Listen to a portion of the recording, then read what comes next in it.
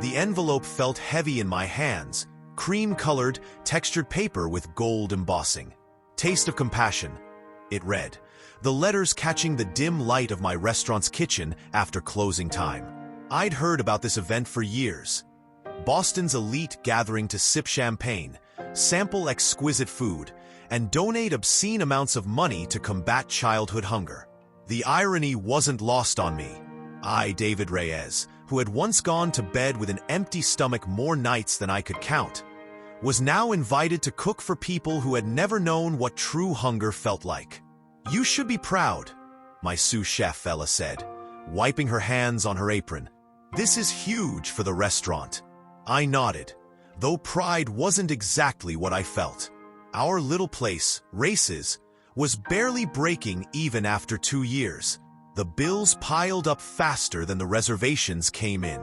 This invitation could change everything, or sink us if I invested what little we had left into ingredients that wouldn't pay off. "Yeah, it's a big opportunity," I said, running my thumb over the embossed lettering. The event was just 3 weeks away. That night, I couldn't sleep. My one-bedroom apartment above the Portuguese bakery on Cambridge Street was quiet except for the occasional rumble of late-night traffic. I stared at the ceiling, memories flooding back. The community center where my mother would take us for hot meals when things got really bad. The shame I felt carrying reduced lunch tickets in the school cafeteria. The gnawing emptiness that never really leaves you, even decades later.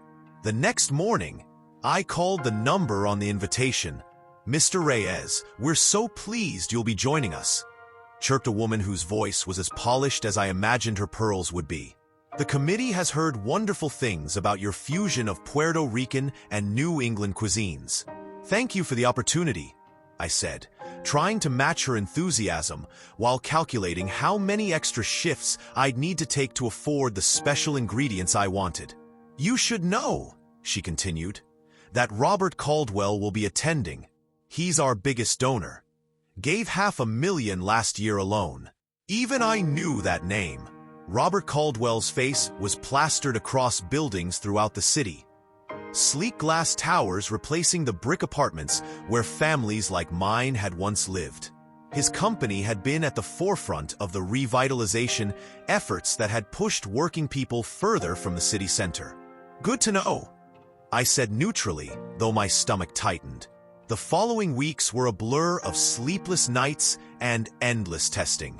I wanted every bite to tell my story, not just my heritage, but my journey. The arroz con gandals infused with smoke from the fish my father used to catch in the harbor. The sofrito made with peppers I grew in community gardens as a teenager. The mofongo with plantains that reminded me of Sunday meals at my grandmother's apartment. The only days of the week when we never worried about having enough. I maxed out my credit card ordering specialty ingredients and took out a small loan against the restaurant to cover the rest. Ella thought I was crazy. "David, it's just one night," she said, watching me meticulously plate a test run for the 5th time.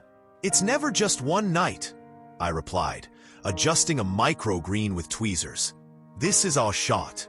The morning of the event, I drove my beat-up Corolla to the Four Seasons Hotel, where the underground parking alone cost more than what I'd spend on groceries in a week. My team and I unloaded our supplies into the service elevator, emerging into a gleaming kitchen where other chefs from across the city were already setting up. Most of them had teams of 5 or 6.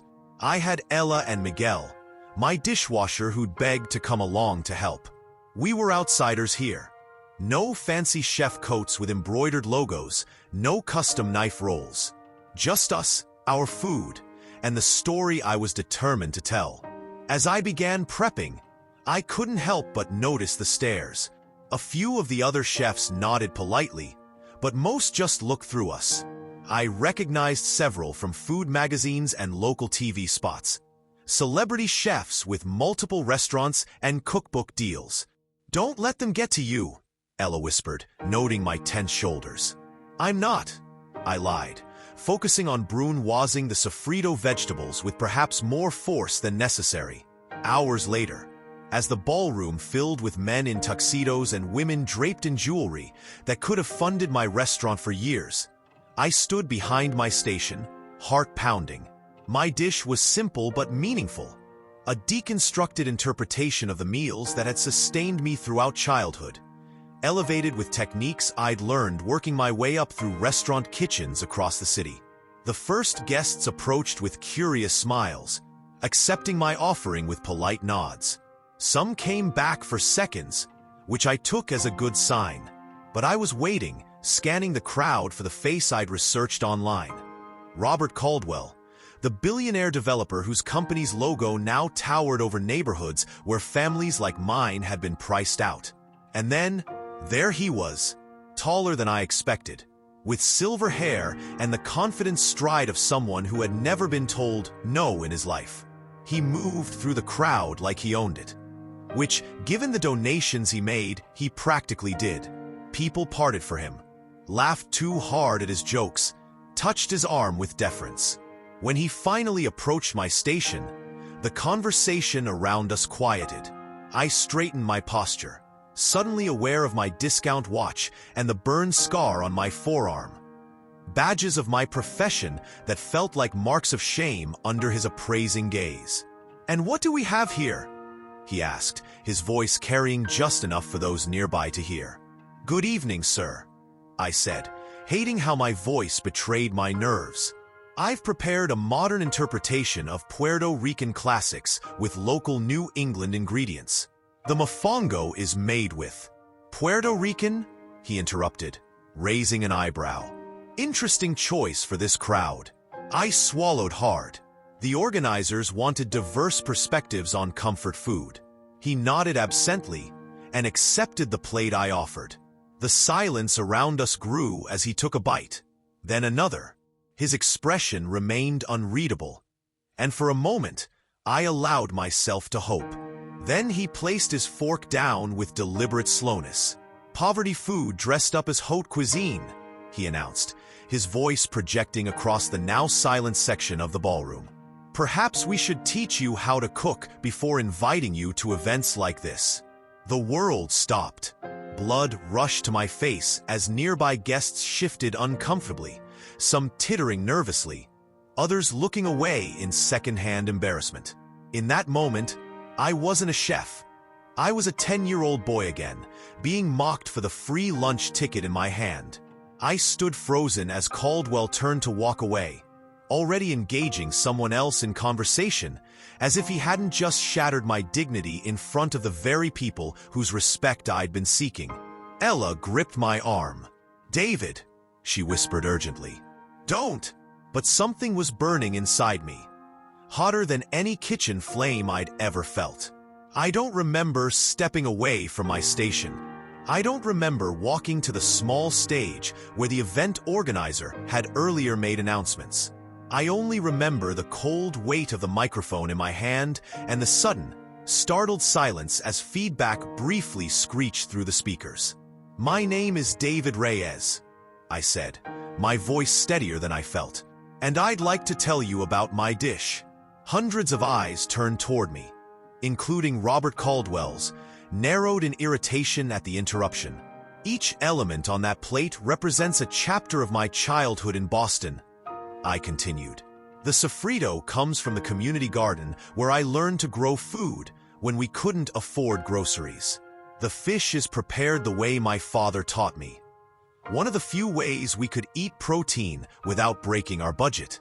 And the mofongo," I said, looking directly at Caldwell now, "comes from my grandmother's recipe. She made it every Sunday, the one day a week I was guaranteed not to go to bed hungry." The room was absolutely silent. I could feel tears threatening, but I blinked them back. I grew up benefiting from the exact charity this event supports. I stood in food lines. I received meal assistance. And now I'm here, cooking for you. My voice caught, but I pushed through. "So when you call my food poverty food, Mr. Caldwell, you're right. It is. And I'm not ashamed of that anymore." I could see the event organizer moving toward me, panic in her eyes. But I wasn't finished. We talk about fighting childhood hunger, but we rarely listen to the children who experienced it. We donate to causes without truly seeing the people affected. I took a deep breath. Every dollar raised tonight will feed a hungry child, and that's beautiful. But if you really want to make a difference, invite those children to the table. Let them tell their stories. Let them be seen as more than just recipients of your charity. With that, I placed the microphone down and walked back to my station, legs trembling beneath me. The silence lasted one more excruciating moment before someone, I couldn't see who, began to applaud. Then another person joined, and another, until the sound swelled through the ballroom. But I couldn't look up. I focused on rearranging the items at my station, certain I'd just ended my career in Boston's culinary scene. Ella squeezed my shoulder, her eyes wide with a mixture of terror and admiration. "Well," she said quietly, "I guess we're going out with a bang." But this wasn't the end. Not even close. What I didn't know then was that my most humiliating moment was about to become the turning point that would change everything. Not just for me, but for Caldwell and the entire Taste of Compassion event. And I wasn't done speaking truth to power. Not by a long shot. The rest of the evening passed in a blur. I stood at my station, mechanically serving my dishes, acutely aware of the changed atmosphere. People approached differently now, their eyes meeting mine with newfound curiosity, respect, even admiration. Many shared their own stories in hushed tones. Childhood struggles, immigrant parents, the silent battles fought behind polished resumes and designer clothes. "Mr. Reyes?" I looked up to find an elegant older woman standing before me. Her silver hair was styled impeccably, diamond earrings catching the light. But it was her eyes that held my attention, kind, with a hint of something like recognition. "My name is Eleanor Whitmore," she said, extending her hand. "I chair the Boston Community Foundation." I wiped my hands on my apron before shaking hers, noticing Robert Caldwell watching from across the room, his expression unreadable. "Your words moved me deeply," she continued. "I understand you work with youth from low-income neighborhoods?" "When I can," I admitted. "Teaching cooking classes at the same community center I used to visit as a kid. Nothing formal, just—" "I'd like to hear more," she interrupted gently. "Perhaps over coffee next week?" As she handed me her card, I caught Caldwell moving toward the exit, surrounded by his usual entourage. Our eyes met briefly. He didn't smile or nod, just held my gaze for a second longer than comfortable before turning away. By midnight, my team and I were loading the last of our equipment into my car. The parking garage was nearly empty, our footsteps echoing on concrete. "David," Ella said as we closed the trunk, "check your phone." The restaurant's social media accounts had exploded. Someone had recorded my speech and posted it online. The comment section overflowed with support, shares climbing by the minute. Local news outlets were requesting interviews. My hands trembled as I scrolled through notifications. "This is crazy," Miguel whispered, peering over my shoulder. As we pulled out of the garage into the cool Boston night, I felt something shift inside me. The weight of shame I'd carried for years giving way to something lighter, something like hope. My phone rang. Unknown number. "Hello? Mr. Reyes." The voice was unmistakable. Robert Caldwell himself. "We need to talk." I pulled the car over, heart hammering against my ribs. "I'm listening." "Not on the phone," he said, his tone clipped. "Tomorrow. My office. 10 a.m. He hung up before I could respond. Ella and Miguel stared at me wide-eyed. "What does he want?" Ella asked. I looked out at the Boston skyline, the Caldwell Properties logo illuminated on one of the tallest buildings. "I guess I'll find out tomorrow," I said quietly. What I didn't know then was that crossing Robert Caldwell wasn't just brave, it was dangerous. And the battle for my dignity had only just begun. 10 a.m. sharp, I stood in the lobby of Caldwell Tower, all glass and steel, soaring 60 floors above downtown Boston. My reflection in the polished marble showed a man trying hard to look confident in his only decent blazer. Mr. Reyes. The receptionist's voice was cool. Mr. Caldwell will see you now. The elevator ride to the penthouse office felt endless. When the doors finally opened, there he was, Robert Caldwell, standing at a wall of windows overlooking the city that had shaped us both so differently. "Thank you for coming," he said without turning. Not what I expected. The office was minimalist, intimidatingly spacious. On a side table sat a familiar plate. My dish from the charity event, perfectly recreated. "You've caused quite a stir." Caldwell finally faced me. "My PR team has been working overtime." I remained silent, waiting.